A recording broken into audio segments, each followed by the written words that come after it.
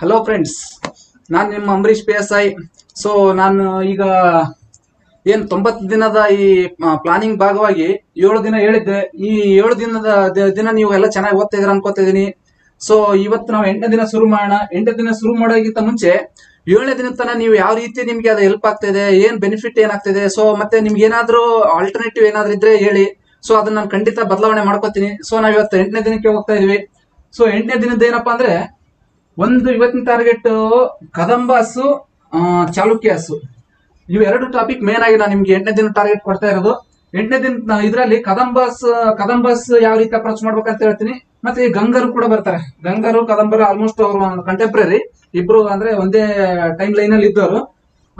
ಇವ್ರಿಬ್ಬರದ್ದು related ಎರಡು ಕೂಡ comparison ಮಾಡಿ ಓದ್ಕೊಳ್ಳಿ. ಕದಂಬರು ಕೂಡ, ಯಾಕಂದ್ರೆ ಕರ್ನಾಟಕದ ಮೊದಲ ಮನೆತನ ಇತ್ತು, ಹಂಗಾಗಿ ತುಂಬಾ ಇಂಪಾರ್ಟೆಂಟ್. ಅವ್ರದ್ದು ಸಾಕಷ್ಟು ಈ ಶಾಸನಗಳು, ಈ ಟೆಂಪಲ್ ಏನು ದೇವಸ್ಥಾನಗಳು ಏನೇನು ಕಟ್ಟಿದಾರೆ ಅದೆಲ್ಲ ಬೇಕಾಗುತ್ತೆ. ಮತ್ತೆ ಅವರು ಏನಾದ್ರೂ ಈಗ ರಾಜರು ಯಾರು ಕದಂಬ, ಮಯೂರ ಶರ್ಮ ಅವ್ರೆಲ್ಲರ ರಿಲೇಟೆಡ್ ಆಗಿ ಕೂಡ ತಿಳ್ಕೊಬೇಕಾಗುತ್ತೆ.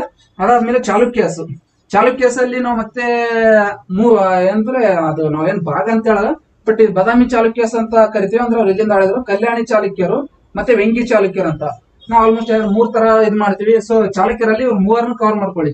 ನಾ ಏನದು ಇದು ಡಿಫ್ರೆನ್ಶಿಯೇಟ್ ಮಾಡ್ತಾ ಇಲ್ಲ, ಬಟ್ ಈ ಚಾಲುಕ್ಯರಲ್ಲಿ ಇವ್ರು 3 ಕವರ್ ಮಾಡ್ಕೊಂಡ್ರೆ ಮತ್ತೆ ನಾವ್ ಏನಪ್ಪಾ ಅಂದ್ರೆ ಈಗ ಕರ್ನಾಟಕ ಹಿಸ್ಟ್ರಿ ಎಂಟ್ರಿ ಆಗ್ತಾ ಇದೀವಿ. ನೀವು ಗಮನಿಸಿರ್ಬೋದು, ನಾನು ನಿಮಗೆ ಇಷ್ಟು 7 ದಿನ ಅಂದ್ರೆ ಲಾಸ್ಟ್ ಒಂದ್ ವಾರ ನಿಮಗೆ ಪ್ರಾಚೀನ ಇತಿಹಾಸ ಮತ್ತೆ ಆಧುನಿಕ ಇತಿಹಾಸನ ಕಂಪ್ಲೀಟ್ ಮಾಡಿದೀನಿ. ಸೊ ನಾನು ಯಾವ ರೀತಿ ನಾನು ಈಗ ಹಿಸ್ಟ್ರಿ ಸಬ್ಜೆಕ್ಟ್ ನಾವು ಸ್ಟಾರ್ಟ್ ಮಾಡಿದ್ರೆ ಹೆಂಗ್ ಸ್ಟಾರ್ಟ್ ಮಾಡ್ತೀನಿ ಅದನ್ನೇ ನಿಮ್ಗೆ ಹೇಳ್ತಾ ಇದೀನಿ. ಸೊ ನಾನು ಈಗ ನಿಮ್ಗೆ ಎಲ್ಲಿಂದ ಶಿಲಾಯುಗದಿಂದ ನಮ್ ಅಪ್ ಟು ನೀವು ಮುಘಲ್, ಬಹುಮನಿ ಸುಲ್ತಾನ್ ಇರ್ತಾರನ ಕೂಡ ನಮ್ಗೆ ನಾನೇನು ಅದನ್ನ ಆನ್ಸೆಂಟ್ ಮತ್ತೆ ಮೆಡಿವಲ್ ಹಿಸ್ಟ್ರಿ ಅಂತ ಕವರ್ ಮಾಡಿದೀನಿ. ಸೊ ನಾವಿವತ್ತು 8ನೇ ದಿನಕ್ಕೆ ಕರ್ನಾಟಕ ಹಿಸ್ಟ್ರಿಗೆ ಇದಾಗ್ತಿದ್ವಿ. ಅದನ್ನ ಆಕ್ಚುಲಿ ನಾನು ಇನಿಷಿಯಲ್ ಆಗಿ ಹೇಳ್ಬೇಕಾಗಿತ್ತು. ಸೊ ನಾನು ಕರ್ನಾಟಕ ಹಿಸ್ಟ್ರಿ ಸ್ಟಾರ್ಟ್ ಮಾಡ್ತಿದ್ವಿ. ನಾ ಕರ್ನಾಟಕ ಹಿಸ್ಟ್ರಿ ಜಾಸ್ತಿ ಇದು ಟೈಮ್ ಕೊಡ್ತಾ ಇಲ್ಲ. ಇಲ್ಲಿ ನಾನು ಜಸ್ಟ್ 3 ದಿನ ಮಾತ್ರ ಕರ್ನಾಟಕ ಹಿಸ್ಟ್ರಿಗೆ ಇದು ಮಾಡ್ತಾ ಇದೀನಿ. ಯಾಕಂದ್ರೆ ನಮ್ಗೆ ಇಲ್ಲಿ ನಾವು ಬ್ರಾಡರ್ ಸ್ಕೋಪ್ ಅಲ್ಲಿ ನೋಡೋದಾದ್ರೆ ಕರ್ನಾಟಕ ಹಿಸ್ಟ್ರಿಯಿಂದ ಕಾಸ್ಟ್ ಬೆನಿಫಿಟ್ ರೇಷಿಯೋ ಜಾಸ್ತಿ ಟೈಮ್ ಕೊಟ್ಟೇ ಇಲ್ಲ. ಈಗ ಈಕ್ವಲ್ ಆಗಿ ನಾನೀಗ ಇಂಡಿಯನ್ ಹಿಸ್ಟ್ರಿಗೆ ಅಥವಾ ಈಗ ಆನ್ಸೆಂಟ್ ಮಿಡಲ್ ಹಿಸ್ಟ್ರಿ ಕೊಟ್ಟಷ್ಟು ಇಲ್ಲಿ ಕೊಡ್ತೇನೆ ಅಂದ್ರೆ ಅಷ್ಟು ಕ್ವಶನ್ಸ್ ಬರಲ್ಲ. ಇಲ್ಲಿ ನಿಮ್ಗೆ 3 ರಿಂದ 4 ಕ್ವಶನ್ಸ್ ಎಕ್ಸ್ಪೆಕ್ಟ್ ಮಾಡುವುದು, ಅದು ಹಬ್ಬ ಅಂದ್ರೆ. ಸೊ ಅದಕ್ಕೆ ನಮ್ಗೆ ಅಟ್ಲೀಸ್ಟ್ 3 ರಿಂದ 4 ಕ್ವಶನ್ ಬಂದ್ರೆ ಅದು ಮ್ಯಾಕ್ಸಿಮಮ್. ಸೊ ಇಲ್ಲಿ ನಾವು ಅದಕ್ಕೆ ಎಷ್ಟು ಟೈಮ್ ಕೊಡ್ಬೇಕು ಅನ್ನೋದು ಕೂಡ ಮ್ಯಾಟರ್ ಆಗುತ್ತೆ. ಸೊ ಇಲ್ಲಿ ಏನಂದ್ರೆ, ಈಗ ಕದಂಬಾಸ್ ರಿಲೇಟೆಡ್ ಆಗಿ ನೀವು ಹೆಂಗ್ ಅಪ್ರೋಚ್ ಮಾಡ್ಬೇಕು ಅನ್ನೋದು ನಾನು ಹೇಳ್ತೀನಿ. ಕದಂಬ ಡೈನೆಸ್ಟಿ ಫಸ್ಟ್ ಅವರು ಎಲ್ಲಿಂದ ಸ್ಥಾಪನೆ ಆಯ್ತು, ಸ್ಥಾಪಕ ಯಾರು, ಎಲ್ಲಿಂದ ಸ್ಥಾಪನೆ ಆಯ್ತು, ಮತ್ತೆ ಅವ್ರ ಕಲೆ ಸಾಹಿತ್ಯಕ್ಕೆ ಈ ದೇವಸ್ಥಾನಗಳು ಕಟ್ಟೋದಾಗಿರ್ಬೋದು, ಯಾರ ಜೊತೆ ಯುದ್ಧ ಮಾಡಿದ್ರು, ಪಲ್ಲವರದು ಇವ್ರದ್ದು ಏಕ ಯುದ್ಧ ನಡೀತಾನೆ ಇರುತ್ತೆ.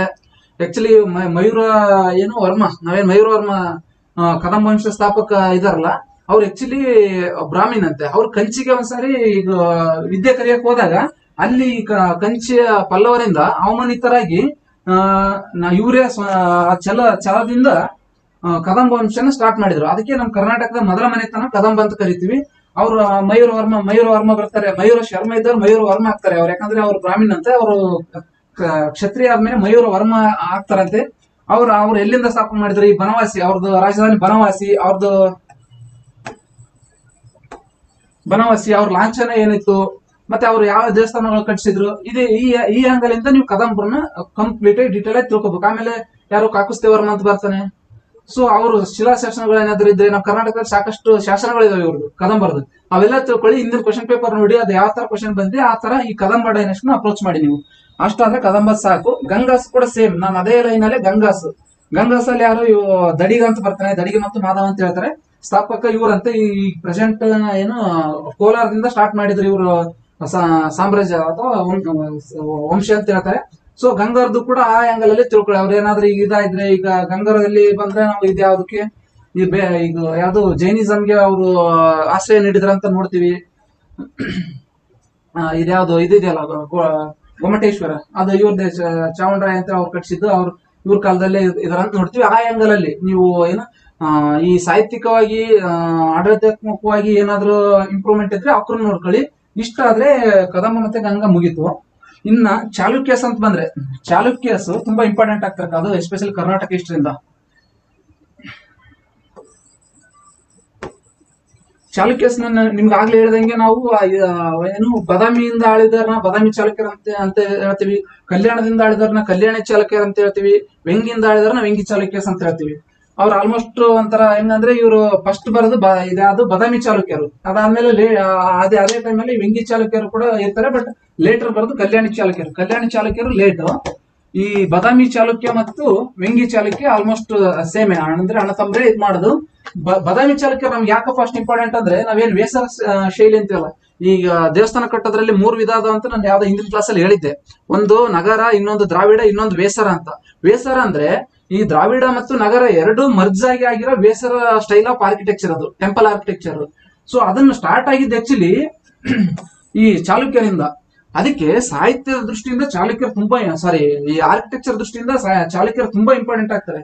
ಸೊ ಅಲ್ಲಿಂದಾನೇ ನಮ್ದು ಈ ಕರ್ನಾಟಕ ತುಂಬಾ ಆರ್ಕಿಟೆಕ್ಚರ್ ಫೇಮಸ್ ಆಗೋದಕ್ಕೆ ಕಾರಣ. ನೆಕ್ಸ್ಟ್ ಇವ್ರದ್ದು ಏನ್ ವೇಸರ ಶೈಲಿ ಸ್ಟಾರ್ಟ್ ಮಾಡ್ತಾರಲ್ಲ, ಇದು ನೆಕ್ಸ್ಟ್ ಜೆನೀತಿಗೆ ಅಂದ್ರೆ ಪೀಕಿಗೆ ರೀಚ್ ಆಗೋದು ಹೊಯ್ಸಳದಲ್ಲಿ.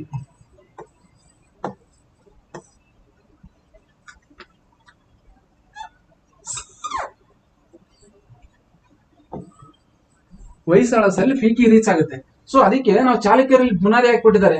ಇವ್ರದ್ದು ಸಾಕಷ್ಟು ಕೊಡುಗೆಗಳಿದಾವೆ ಕಲೆ ಸಾಹಿತ್ಯಕ್ಕೆ ಮತ್ತೆ ಇದಕ್ಕೆ. ಮತ್ತೆ ಇದ್ರ ಜೊತೆಗೆ ಇಲ್ಲಿ ಬರೋ ರಾಜರುಗಳು ಎಷ್ಟೊಂದು ವೀರರಾಗಿದ್ರು ಅಂದ್ರೆ, ಈಗ ಯಾರು ಚಾಲುಕ್ಯ ರಸ ಇಮ್ಮಡಿ ಪುಲಿಕೇಶಿ ಬರ್ತಾನೆ. ಇಮ್ಮಡಿ ಪುಲಿಕೇಶಿನ ಹರ್ಷವರ್ಧನ್ ಬಗ್ಗೆ ನಿನ್ನೆ ಹಿಂದಿನ ಕ್ಲಾಸ್ ಅಲ್ಲಿ ಹೇಳಿದ್ದೆ. ಇಮ್ಮಡಿ ಪುಲಿಕೇಶಿನ ಸೋಲಿಸಿದ ಕರ್ನಾಟಕ ದೊರೆ ಅಂತ ಹೇಳ್ಬಿಟ್ಟು. ಅದರಲ್ಲಿ ಇಮ್ಮಡಿ ಪುಲಿಕೇಶಿ ಇಲ್ಲಿ ಚಾಲುಕ್ಯ ವಂಶದವನೇ.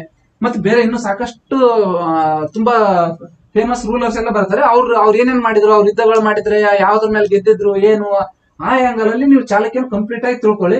ಅದರಲ್ಲಿ ಮತ್ತೆ ಇವ್ರು 3 ತರ ಬರ್ತಾರಲ್ಲ ಏನಿದಲ್ಲ, ಇದ್ರಲ್ಲಿ ಏನಾದ್ರೂ ಈ ಲಿಟ್ರೇಚರ್ ಪಾರ್ಟ್ ಇಂದ ತುಂಬಾ ಇಂಪಾರ್ಟೆಂಟ್ ಆಗ್ತಾರೆ ಇವ್ರು. ಯಾಕಂದ್ರೆ ಈಗ ಬರ್ತಾ ನೆಕ್ಸ್ಟ್ ಏನ್ ನಮ್ ಕಲೆ, ಈಗ ಸಾಹಿತ್ಯ ಪುಸ್ತಕಗಳೆಲ್ಲ ತುಂಬಾ ಇದಾಗದು ಇಲ್ಲಿಂದ ಸ್ಟಾರ್ಟ್ ಆಗುತ್ತೆ.